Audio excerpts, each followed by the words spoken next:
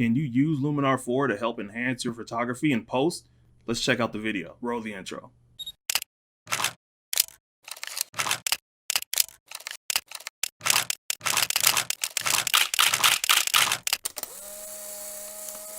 Okay, so I took this photo during a meetup in 2019. A couple of the first shots I ever did of actual people, like I explained in the last video here. This actually happened to be Maggie, one of the awesome models I continued to work with after the fact. We'll pull the photo up on the screen here, and as you can see, this was my 2019 edit.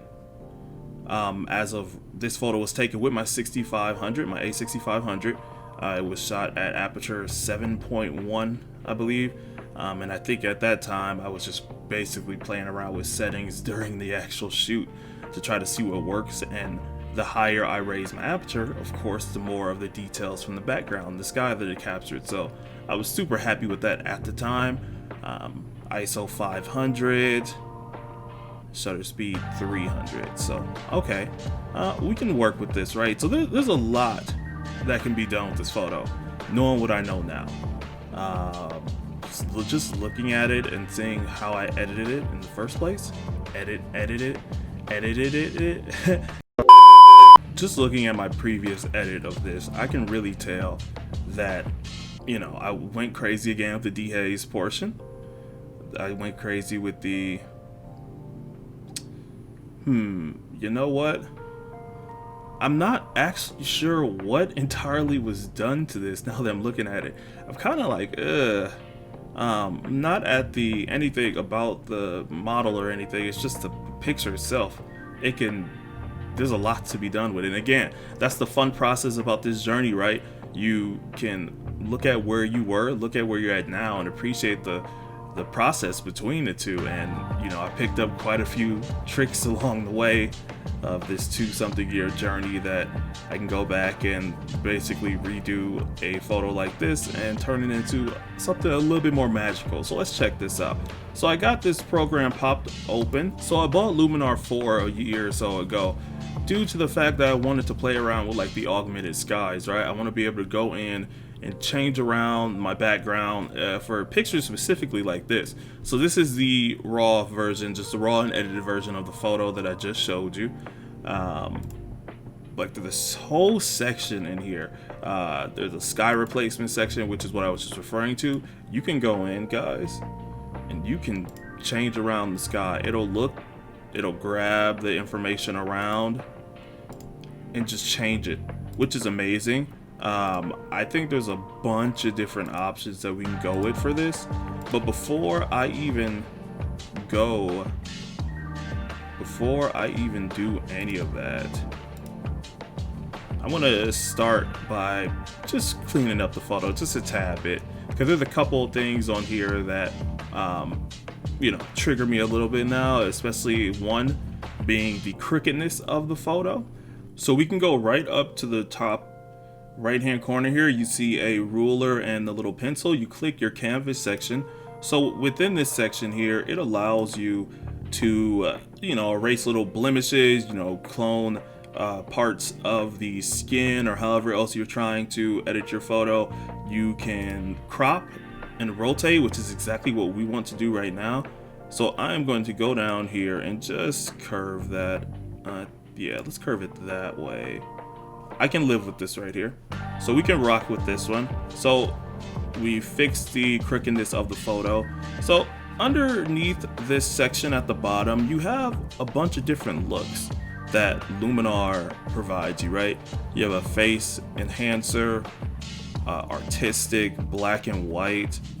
There's a dreamy look. There's a bunch of different looks that Luminar 4 provides for you. I'm gonna go ahead and I'm gonna do AI image enhance, and I'm gonna see what that does to our picture. So let's click on the AI image enhance. Okay. So it definitely brightened everything. It brought the sky out a little bit more. If we look over at Maggie's face. Okay, it looks like it did a little bit of retouching there. I like that. So it brought the shadows out, it seemed a lot more. So it looks like a brightened picture, okay? So that's cool. I like that. You can also, there's a slider on each of these looks that you can adjust. So if I said I didn't want that to look the exact way it did, I'll bring it down some right here. If it said, it still don't look good, I'll bring it up a little bit.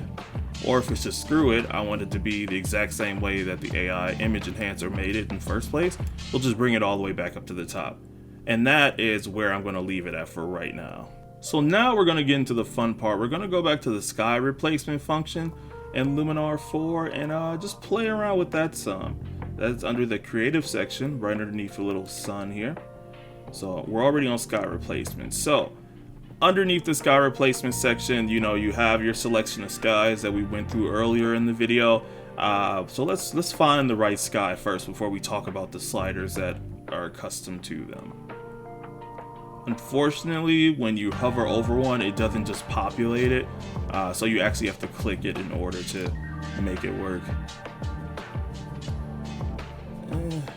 So this photo, it was actually shot closer towards sunset, so we probably should try to find something around like a dramatic sky or maybe a dramatic sunset portion. See if that fits the picture a little bit better. That's a little bit, that's nice. It's just a little bit too out there. So we're just gonna keep going through and just taking a look, see what matches. I'm not a fan of that one at all. Okay, so 3, nope, not doing 3 either. That doesn't even, okay, nope. I'm not a fan of 4. 5 is debatable. We'll keep 5 in mind. 6 looks way too fake. 7 is nice. It's just okay. So there's actually a section called sunset at the bottom. We're gonna click on those and see.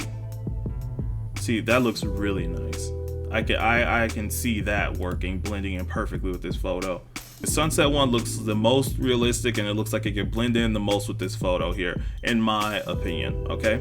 So now we can jump into the slider section. All right, so there's 4 sections under the AI sky replacement that we're going to talk about. There's horizon blending, horizon position, relight scene, and sky global. We're going to go through each of these and just kind of explain the importance of what each of the sliders are used for.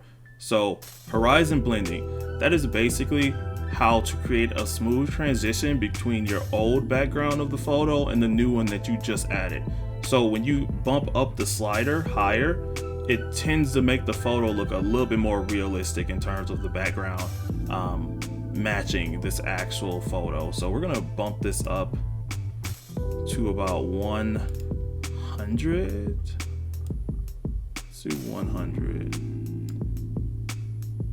And I like that. So let's give an example of if we were to go all the way up to 2. So the transition looks a little bit smoother. I'm sorry, it looks a lot smoother compared to 100. If we click back to 100 here, right, you can kind of see that some of the old background is still kind of merging from it. For the most part, the AI does a really good job of completely taking out the old background and adding the new one. So this slider helps it completely blend in with the rest of the photo. So compared to 100, I'm just gonna bump it up to 2 and or somewhere close to 2, and I think I like that. So we're gonna go to 190 and just leave it right there. Okay. So our next slider is the horizon positioning.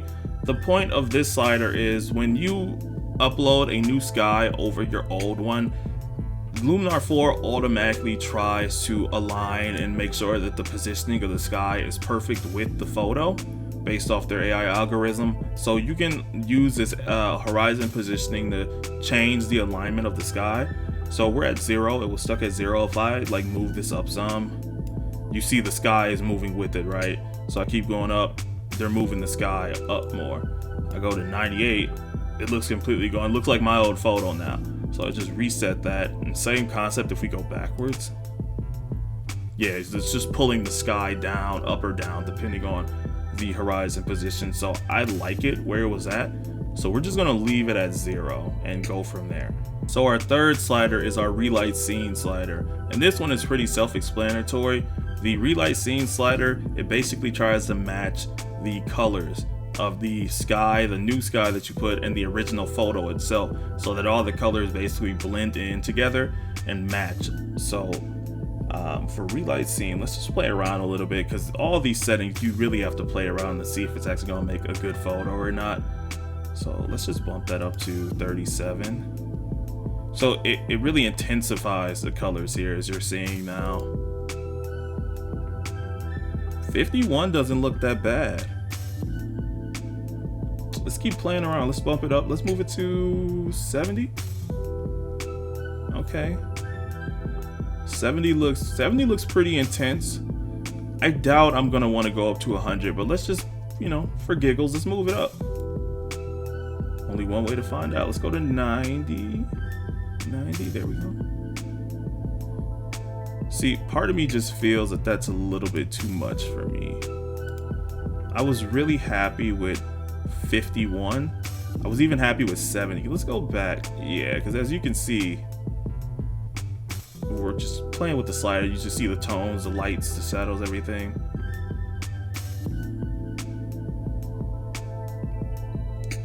Let's go to 55. I'm really liking 55. It really seems like things are matching at 55. So let's stick with 55. I'm cool with that one. And last but not least, we have our Sky Global slider. So Sky Global, it basically just, it means how the texture is mixed in the background of the photo, right? So the higher the slider goes, the more the new sky that's going to be implemented within the picture. So let's test this out. So it's a default of 30 right now for this photo. Let's bump that up to, let's move that up some. Let's go to 51. So if you look,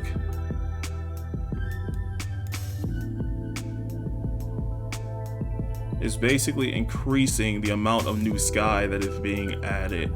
So it's mixing the textures of the scene. So if we look at 100 and then we go and look back at 30 where it was, you guys see the difference? Okay, and those are the 4 sliders and what they actually do. You can go to the advanced settings tab too, and there's a bunch of other things you can play around with. They have sky defocus. You completely can take the sky out of focus. I don't know why anyone would want to do that, but there's a sky flip as well. You can move the sky to the opposite side of the screen. So it's just you going in and playing around to see which settings help make your photo more real. Because the last thing you want to do is just implement a random sky into your picture and it doesn't even match. Like, that's like me going to grab the Galaxy 2 one, right? It's this is dumb. It's cool, you know, it makes for some you know, different type of photos depending on what you're trying to do, but like for the sake of this photo and knowing what time that I took it back in 2019 and what I actually want it to look like, this doesn't fit with anything I'm trying to do right now. So I want to talk about another section under here called portrait, and portrait is a little smiley face guy right here. There's a couple sections down here that we could discuss. This AI skin enhancer, right? So this AI skin enhancers, there's about 3 options. You can click this little button here. Let me just zoom in to make it a little bit easier. You can click this little button here and it apparently detects like defects and attempts to remove them from the photo. You can also up the sliders on the shine removal. You know, if there's any extra glare on the model's face or whatnot that you're trying to remove, or there's a skin enhancer part and you can just take the slider and move it up if you want to enhance the skin, the smoothness of it. I am okay with how the photo is in terms of her face, so I'm just gonna like leave that alone. There's an AI portrait enhancer which is really cool, but for the sake of this video I am not able to use this because it is not, the AI program Luminar 4 is not able to detect enough of her face. You see Maggie's hair is covering up pretty much half of her face in this specific photo. So it's not gonna let me go in and change any of this or up any of the sliders because it's zoomed out. It doesn't detect the face at all. But it has a face light. You can add a face light to the photo, red eye removal, eye whitening. It enhances the eye. So if you like that extra cool alien effect of crystallized eyes, like crystallized eyes of your models, you can add that too. There's dark circle remover on here. You can slim the model's face, enlarge their eyes for whatever reason, improve the eyebrows. That basically just darkens the eyebrows. And of course you have your lip and teeth category here. It darkens the lip, adds lip redness, saturation of the lips, and then of course teeth whitening. So I'll do another video if you guys want me to, of an actual face of a model that is clear, so Luminar 4 can detect it, and I'll be able to run through these settings. So let me know if that's something that you guys are interested in or not. So going in to complete the rest of our photo here, the rest of the edit, we can go to the Pro section at the bottom.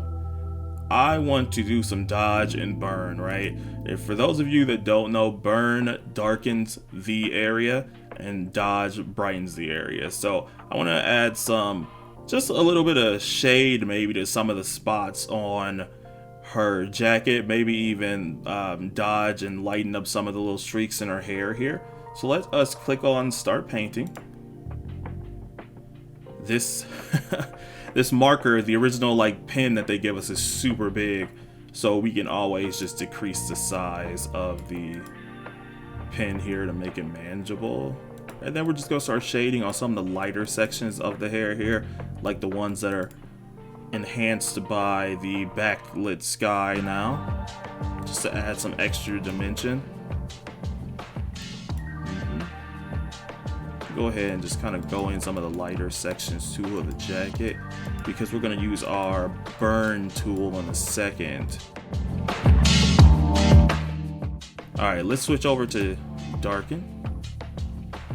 Make sure, okay, everything stays the same. So we're just going to fill in some of those darker areas of the jacket, kind of towards the back here, kind of just make it pop just a tad bit more, you know. Okay.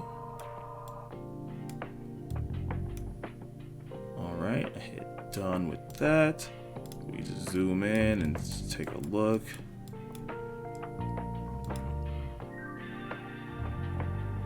Okay, I'm a fan of that. So we can leave that as is. Under this professional section too, you have adjustable gradients, advanced contrast, you got color enhancers. You can work on the warmth of the photo. A lot of cool sections within Luminar 4. It's actually, I'm happy I paid for this program. 90 bucks isn't that bad for a one-time license that you're good with forever.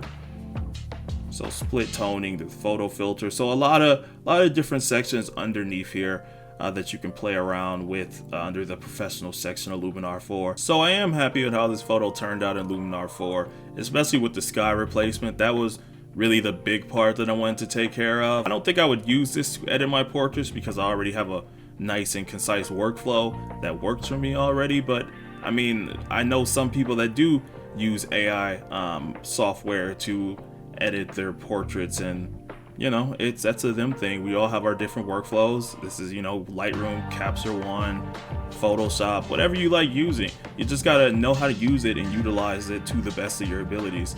So I'm happy with how this turned out. Let me go ahead and show the 2019 edit and this edit on the screen.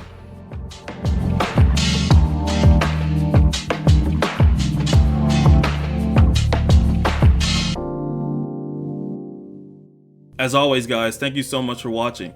Let me know in the comments if you enjoyed this 2019 to 2021 edit video, as well as the brief Luminar 4 intro.